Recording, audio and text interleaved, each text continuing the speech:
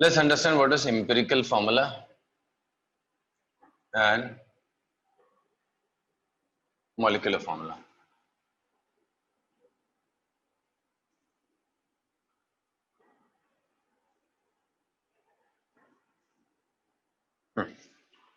See, composition of a compound जब हम निकालते हैं, when we try to find composition of a compound, तो we get percentage, मतलब प्रॉपर लैब में जब भी आप जाते हो, केमिस्ट्री लैब जाओगे एंड आपको एक कंपाउंड देंगे and they will ask you to find the composition of it, right?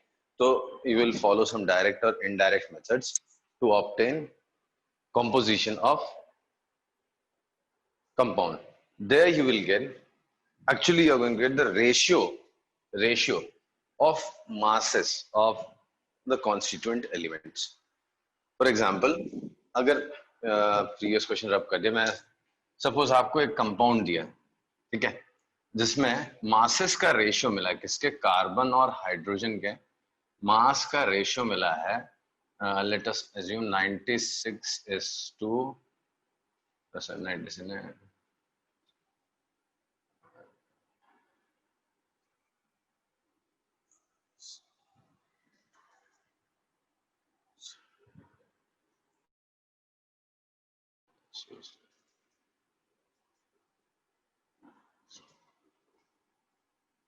12:1 का 6:1 के रेशियो में मिला है। मतलब क्या है, कार्बन और हाइड्रोजन, कुछ तो कंपाउंड दिया, मुझे नहीं मालूम क्या है, and I found that the masses are in the ratio of 6:1। मतलब लेट अस अज्यूम मैंने 70 ग्राम लिया, 70 ग्राम लिया, तो उसमें कार्बन कितने ग्राम होगा और हाइड्रोजन कितने ग्राम होगा? 6:1 के रेशियो में है। मैं पूछ रहा हूं, अगर आपने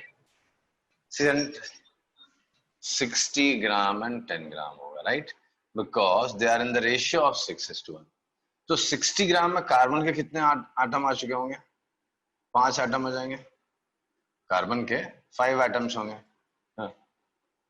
एंड हाइड्रोजन के कितने एटम्स होंगे? सो कार्बन के 5 एटम्स और हाइड्रोजन के 10 एटम्स।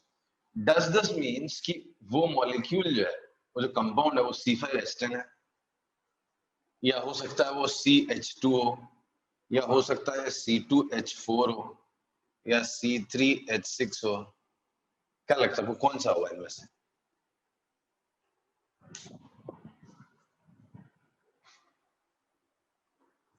हेलो, C4H8 भी हो सकता था, C5H10, C6H12 भी हो सकता था।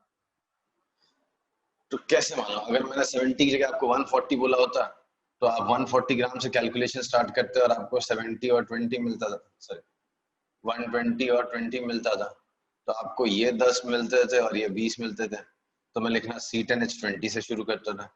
अब वो कैसे मालूम इनमें से कौन सा मॉलिक्यूल, ये कहना बड़ा मुश्किल होता है। तो यहाँ से स्टार्ट हुआ है एम्पिरिकल फॉर्मूला का। तो जब लैब में आप कुछ कैलकुलेशंस करते हैं, कुछ एक्सपेरिमेंट्स करते हैं, उससे कुछ जो डेटा आता है उससे जो कुछ कैलकुलेशंस करते हैं, उसमें आपको एक ही चीज का अंदाजा लग पाता है, किसका? Ratio of number of atoms of different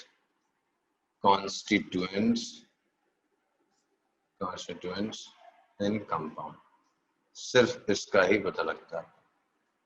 आपको रेशियो पता चलेगा, कार्बन और हाइड्रोजन का जो रेशियो है एटम्स का, एटम्स की बात कर रहा हूं, मास का रेशियो कुछ और कहानी हो गई, एटम्स के नंबर के रेशियो कुछ और कहानी हो गई। तो कार्बन और हाइड्रोजन के एटम्स का जो रेशियो है वो 1:2 है। अगर कार्बन का एक एटम है तो हाइड्रोजन का 2 एटम। आपको सिर्फ इतना ही पता चलता है, राइट? तो जब आपको इतना ही पता चलेगा तो all you can say is कि molecule should be of the type CH2 times n। वो n क्या है मुझे नहीं मालूम, हो सकता है वो n की वैल्यू 2 हो, 3 हो, 4 हो, 5 हो, वो फिर किसी और मेथड से ढूंढने की कोशिश करेंगे, राइट? बट ये मिल जाना अपने आप में बड़ी बात होती है। तो इस पूरी चीज में ये जो पार्ट है इसको बोलते हैं एम्पिरिकल फॉर्मूला। तो अब बताता हूं आपको एम्पिरिकल फॉर्मूला क्या होता है। I hope you understood. मतलब कोई भी कंपाउंड होता है ना, सपोज कार्बन डाइऑक्साइड है, आज आपको मालूम है एक एटम है कार्बन का, दो एटम ऑक्सीजन का। Long time back it was not known. वो तो पता करते थे कार्बन डाइऑक्साइड में कार्बन कितना परसेंटेज है, ऑक्सीजन कितना परसेंटेज है, वो दोनों का परसेंटेज निकालते थे। फिर उससे अंदाजा लगाते थे कि रेशियो क्या है। किसका रेशियो क्या है? कार्बन के जो एटम्स है और ऑक्सीजन के जो एटम्स, उनके एटम्स का रेशियो क्या है। फिर बाद में कोई और मेथड आएगा, फिर उससे वो पता करेंगे कि वो मोलिकुलर मास कितना है। फिर अंदाजा लगाते थे कि वो फॉर्मूला क्या है, कार्बन डाइऑक्साइड है। समझा? वापस बोलूं क्या बोल रहा हूं मैं? ये प्रैक्टिकल चीज बता रहा हूं जो रियलिटी में आपने, जो केमिस्ट, जो साइंटिस्ट लोग होंगे वो जो भी पता करते होंगे किसी भी कंपाउंड का कॉम्पोजिशन क्या है, तो यही प्रोसीजर है, राइट? सो एम्पिरिकल फॉर्मूला क्या होता है? What is empirical formula? Empirical formula is chemical formula of a compound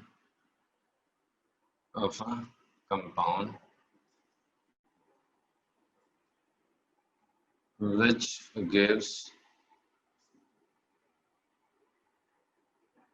simplest whole number ratio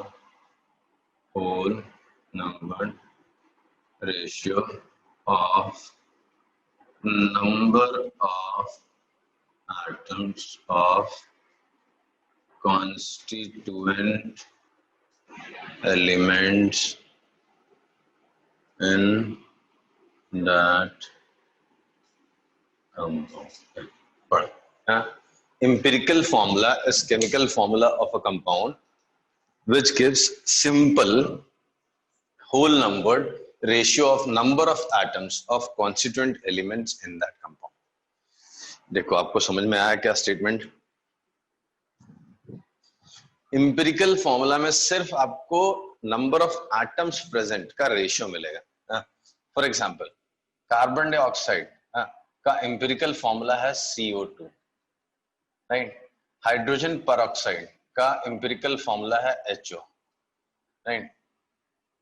C2H6, C2H6 का फॉर्मूला है CH3, CH3COH का जो फॉर्मूला होगा CH2O है। फिर C6H12O6 का जो फॉर्मूला है CH2O है। ये देखो, ये दोनों कंपाउंड बहुत अलग हैं बट दोनों का फॉर्मूला सेम दिख रहा है। दिस इज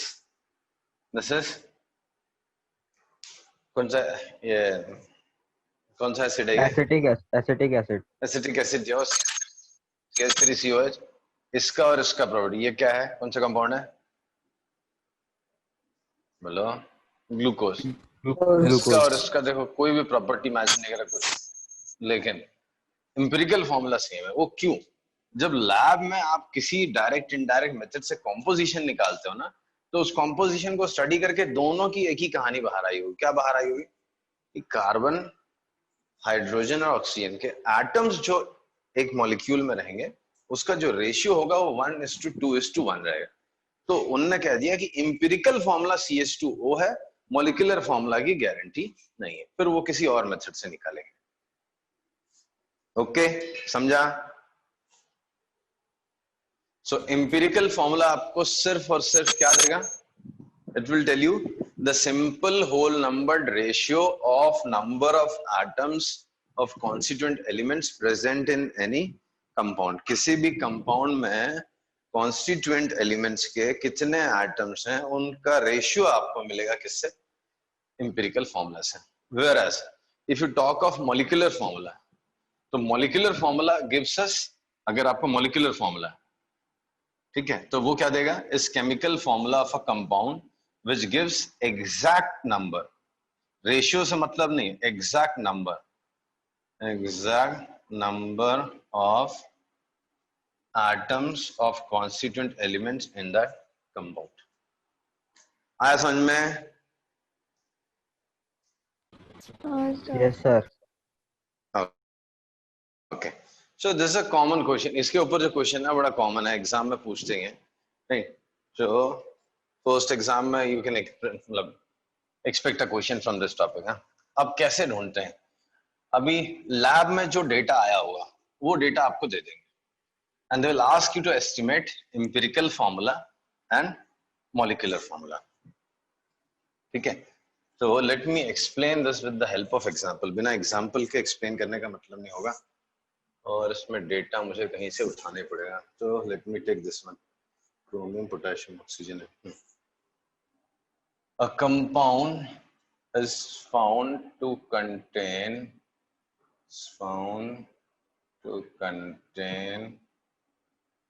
chromium है, potassium and oxygen, potassium and oxygen. आ रहा समझ में? हाँ, एक कंपाउंड निकला जिसमें ये 3 एलिमेंट्स हैं। ठीक है, परसेंटेज कैलकुलेट किया हमने by some method. Percentage of दिया हुआ है potassium and oxygen, percentage of potassium and oxygen is 26.6%, 26.6% and 38%. ठीक है, find empirical formula and molecular formula if molecular mass is 294. If molecular mass is 294. तो देखो question क्या है, they have done some experiment, they got some results in lab, and what is that result? First thing, that compound contains chromium, potassium and oxygen. Okay, percentage of potassium and oxygen is given 26.6% and 38%.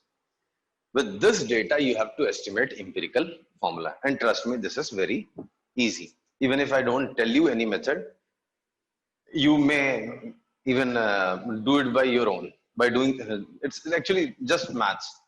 How? I'll not explain the steps first. If you read in the textbooks, they have given certain steps. They have explained the sequence. But first, I want you to understand what it is. So, I don't know what is procedure and whatever it is. I saw the results obtained from lab. I found chromium, potassium and oxygen. The chromium percentage of potassium is 26.6. and that of oxygen is 38. It's understood the remaining, the left part is chromium. So how much it is? 58, 64, 36, 35.4. So chromium is 35.4%, potassium is 26.6%, oxygen is 38%. Am I correct? Yes sir.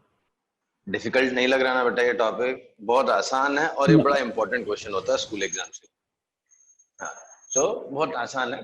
3 element मिला के compound बना जो lab में हमने पता किया, chromium, potassium, oxygen, and percentage निकाल के देखे। क्रोमियम का परसेंटेज इतना है, पोटेशियम का इतना, ऑक्सीजन का इतना। ठीक है, तो मतलब 100 ग्राम में इतने ग्राम होंगे, परसेंटेज बोल दिया। मतलब क्या, अगर मैंने लैब में आपको 100 ग्राम का सैंपल दिया तो उसमें इतने ग्राम क्रोमियम होगा, इतने ग्राम पोटेशियम, इतने ग्राम ऑक्सीजन, राइट?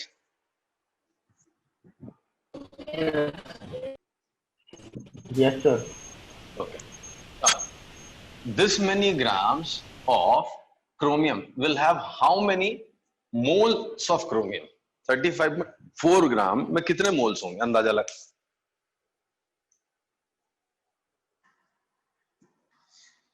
.4 grams में how many moles of chromium आता है? मैं कोई मेथड नहीं सिखा रहा हूँ, मैं आपको लॉजिक की बात बता रहा हूँ। ये परसेंटेज मिल गया। मतलब मैं सोचा मान लो 100 ग्राम सैंपल लिया होगा, उसमें इतना इतना ग्राम है, ठीक है, इतने ग्राम में कितने मोल्स इसके होंगे, किसके, क्रोमियम के, बोलो। क्रोमियम का मास कितना है? क्रोमियम का मास कितना है? 52 52।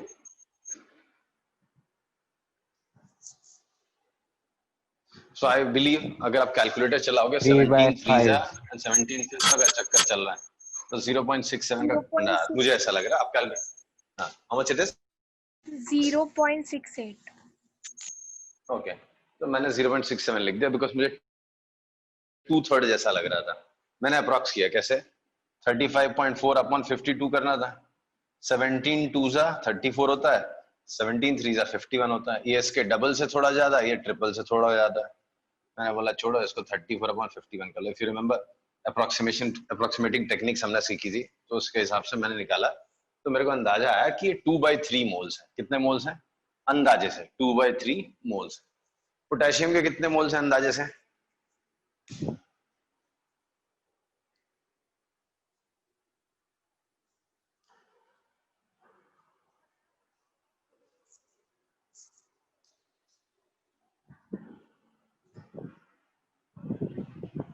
अरे बताओ ना, पोटेशियम में 13 का टेबल दिख रहा है साफ साफ, तुम लोग नहीं बता रहे।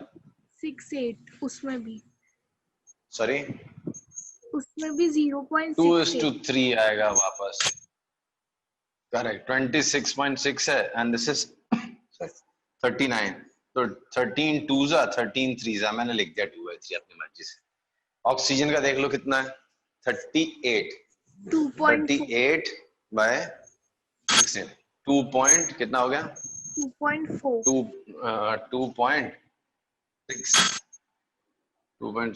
2.4 हो गया ना, तो 16 पर, हाँ 2.3 समथिंग कुछ है, 2.33 आ रहा मेरे को। 2.37 हाँ 375 ठीक है, 2.4। तो फिर इसको परसेंटेज लिखना, समझो ये 0.67 है, 0.67 है, ये 2.4 है। मतलब जो रेशियो होगा मोल्स का या नंबर ऑफ एटम्स का, इसका 1, इसका 1, इसका 3.5 होगा। इसको 3 और 4 के बीच में है। 3 is 2, 4 is 2.64, तो बीच में लगभग आ रहा है, तो 3.5 मान लो। तो 2 2 7, मतलब ये कुछ इसमें 2 पोटेशियम क्रोमियम होंगे, 2 पोटेशियम होंगे, क्या? और सॉरी सर मुझे तो अलग आ रहा है। 0.6 CrKO7, क्रोमियम और पोटेशियम का 1 ही आ रहा है रेशियो। 1 है, और ये डेसिमल में नहीं आया। हाँ, देखो तो ना, ट्रिपल तो नहीं है, 0.67 इंटू 3.5 के आसपास होगा। ओके, हाँ सर समझा। देखो, हाँ देखो ना, 0.67 इंटू 3.5, ये क्या था? ये 2/3 था, अंदाजे से 7/3 हो गया, 2.33 हो गया, तो 2.33, ये भी 2.375 आ रहा था, वही 3.5 के आसपास आ रहा, समझा? तो इसका 0.67 इसका, मतलब इसका 1, इसका 1, इसका 3.5, मतलब इसका 2, इसका 2, इसका 7। तो ये सिंपल होल नंबर रेशियो लग रहा है मुझे। तो मैंने अंदाजा लगाया उसका फॉर्मूला ऐसा होना चाहिए, कैसा? K2Cr2O7, या तो फिर K4Cr4O14 होना चाहिए, या तो फिर K6Cr6O21 होना चाहिए। हाँ, तो पोटेशियम डाइक्रोमेट बनने वाला है K2Cr2O7, बट अभी कंफर्म नहीं है, वो फिर मॉलिक्यूलर फॉर्मूला से निकालेंगे। व्हाटएवर, वो तो बात ही बात है। ये चीज आपको समझ में आनी चाहिए, ये हम कैसे पहुंचे, ठीक है? तो अगर आप बुक्स रीड करोगे ना, तो उसमें बड़ा सिस्टमेटिकली एक्सप्लेन किया हुआ, स्टेप वाइज प्रोसीड करने के लिए। बाकी मैं तो बिलीव करता हूँ लॉजिक आपको पता होना चाहिए। मैं देख रहा हूँ इतना इतना ग्राम है, मैंने अंदाजा लगाया इतने इतने मोल्स, तो इतने इतने एटम्स का रेशियो है, मेरे को ये डेसिमल नहीं चलेगा, होल नंबर बनाने की कोशिश करूंगा मैं। तो इसको 1 1 मान लिया, तो अब ये 2 होल नंबर बन गए, तो अब देखने को ठीक लग रहा है, सोचने को आसान लग रहा है, तो 2 2 7 बना लिया बस। तो ये एक, मतलब समझो ना, इसमें कोई आपका बहुत बड़ा कॉन्सेप्ट नहीं है, ये एक्चुअल में प्रोसीजर है लैब में जो साइंटिस्ट लोग निकालते हैं कॉम्पोजिशन निकालने का ऐसा अप्रोच करके उसका एम्पिरिकल फॉर्मूला एस्टिमेट करते हैं। ठीक, तो अगर आप बुक्स रीड करोगे तो they have given a formula, sorry procedure, क्या बोलते हैं लोग, you will see that they make a table. सबसे पहले वो लोग लिखते हैं elements,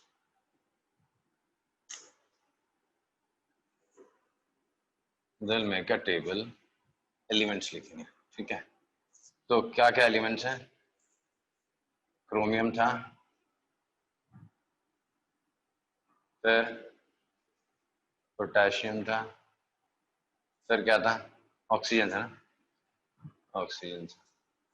then they will ask you to write percentage composition, सबका परसेंटेज कंपोजिशन निकालो। तो अभी हमने निकाला था, मैं भूल गया क्या क्या किसका था, पोटेशियम का 26.6 था, ठीक है, ऑक्सीजन का 38 था, इसका कितना था, माइनस किया था ना, 35.2 था।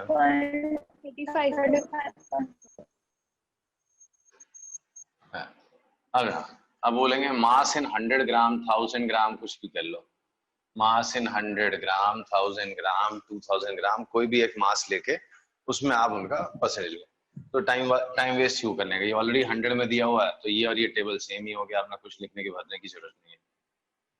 This is percent itself means पर 100, तो 100 ग्राम भी रहने दो, क्यों जबरदस्ती का एक स्टेप बनाने का, तो ये स्टेप वही रहेगा अपना। Then what this is number of moles in 100 gram, 100 gram में सबके मोल्स निकाल लो, तो ये कैसे होगा, मास डिवाइड बाय, ये मास हो गया डिवाइड बाय मोलर मास, तो ये अपना हो गया अंदाजे से 0.67 एंड 2.375, तो 38 जो भी आया। फिर वो क्या बोलते हैं, डिवाइड बाय, मतलब एक्चुअली सिंपल रेशियो बनाते हैं, सिंपल मोलर रेशियो नाम दिया है इस टर्म को, सिंपल मोलर रेशियो, क्योंकि यहाँ पे थोड़ा सा कॉम्प्लिकेटेड एक्सप्रेशन वैल्यूज आएंगी। क्यों कॉम्प्लिकेटेड वैल्यूज आएंगी, बिकॉज ऑफ एक्सपेरिमेंटल एक्यूरेसी। जो लैब में डेटा मिला है वो 100% एक्यूरेट तो नहीं हो सकता ना, because that is not given by God. Composition भगवान ने बना के भेजा था, फॉर सेइंग आई एम, बस हमने लैब में निकाला, कैलकुलेशन में ऊपर नीचे हो सकता है, थोड़ा सा गड़बड़ हो गई हो, so this may not be the most accurate value, right, present in actual compound, instead this might be approx values। तो उससे हम क्या करते हैं, सबसे छोटे वाले नंबर से लेके सबको डिवाइड करते हैं, तो एक अंदाजा मिल जाता है सिंपल मोलर रेशियो क्या होगा। तो सिंपल मोलर रेशियो मुझे 1:1:3.5 लगा, बोलो ठीक है। फिर इसको क्या करते हैं, सूटेबल पावर से रेस करो या सूटेबल नंबर से मल्टीप्लाई करो, तो सिंपल होल नंबर रेशियो बनाओ। मुझे फ्रैक्शन अगर आए तो उसको होल नंबर्ड बनाना, आपको सिंपल होल नंबर्ड रेशियो बनाओ। तो सिंपल होल नंबर रेशियो है 2:7 कर दिया मैंने, राइट। तो सिंपल होल नंबर्ड रेशियो के लिए 2:2:7 कर दिया, ठीक। तो एम्पिरिकल फॉर्मूला मुझे मिल गया, एम्पिरिकल फॉर्मूला आ गया K2Cr2O7। अभी भी मैं श्योर नहीं हूं कि यही मॉलिक्यूलर फॉर्मूला है कि नहीं, तो इसके बाद मैं क्या करूंगा, एम्पिरिकल फॉर्मूला मास निकालूंगा। Empirical formula mass, potassium 39 into 2, 52 into 2, 16 into 7, तो ये हो गया 78 + 104 + 112, तो ये हो गया 190, 294। सो इंपिरिकल फॉर्मूला मास कितना आ रहा है, 294 ग्राम, और मॉलिक्यूलर फॉर्मूला मास भी वही दिया हुआ 294 ग्राम। मतलब इंपिरिकल फॉर्मूला और मॉलिक्यूलर फॉर्मूला मैच कर रहे हैं। हम लोग ऐसे लिखते हैं, बुक्स में देखोगे आप तो ऐसा एक्सप्लेन किया था, NS1 molecular formula mass upon empirical formula mass. तो मॉलिक्यूलर फॉर्मूला मास कितना हो गया 294, ये हो गया 294, आंसर हुआ 1। n की वैल्यू 1 आ गई, राइट, n का वैल्यू इज 1। अब मॉलिक्यूलर फॉर्मूला क्या होता है, What is molecular formula? So molecular formula is empirical formula into n. तो molecular formula हो गया K2Cr2O7 into 1, यही molecular formula. तो इस बार इत्तेफाक है कि molecular formula and chemical formula दोनों same आ गया. Empirical formula and molecular formula दोनों same आ गया. This will not be same every time, right? Yes sir. Yes sir. So बहुत simple questions होते हैं. हाँ, थोड़ा सा डिले हो गया, नहीं तो आज 2-3 सम करके इस टॉपिक खत्म कर देते थे. कोई नहीं, नेक्स्ट क्लास में 2-3 क्वेश्चन और करेंगे, फिर उसके बाद एक ही टॉपिक बच जाएगा. ओके.